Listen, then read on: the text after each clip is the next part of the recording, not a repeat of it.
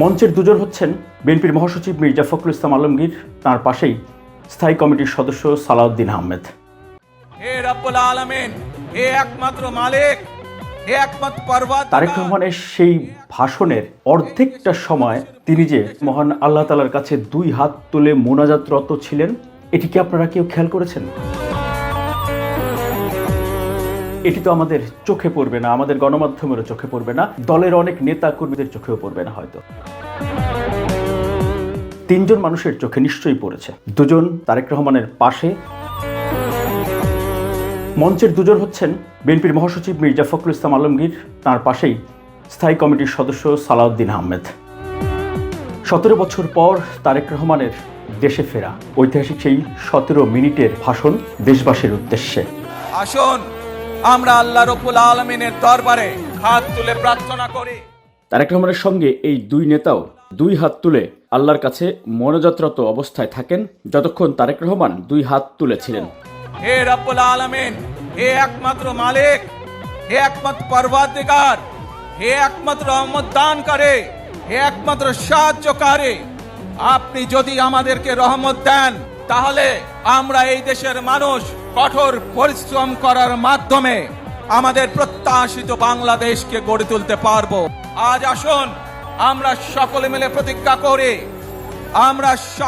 প্রতিজ্ঞা করি যে ইনশাআল্লাহ আগামী দিনে দেশ পরিচালনার দায়িত্বে যারা আসবে, আমরা সকলে নবী করিম সাল্লাল্লাহু আলাইহি সাল্লামের যে ন্যায়পরায়ণতা, সেই ন্যায়পরায়ণতার আলোকে আমরা দেশ পরিচালনার সর্বোচ্চ চেষ্টা করব।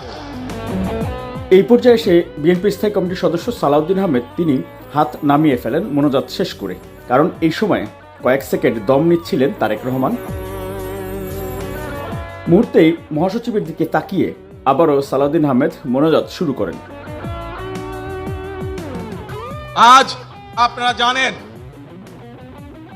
এখান থেকে আমি আমার মা দেশনেত্রী খালেদা জিয়ার কাছে যাব। একটি মানুষ, যে মানুষটি এই দেশের মাটি, এই দেশের মানুষকে নিজের জীবনের থেকেও বেশি ভালোবেসেছেন, তার সাথে কি হয়েছে আপনারা প্রত্যেকটি মানুষ সে সম্পর্কে অবগত আছেন। সন্তান হিসাবে আপনাদের কাছে আমি চাইবো আজ আল্লাহর দরবারে আপনারা দোয়া করবেন যাতে আল্লাহ ওনাকে তৌফিক দেন, উনি যাতে সুস্থ হতে পারেন। প্রিয় ভাই বোনেরা, সন্তান হিসাবে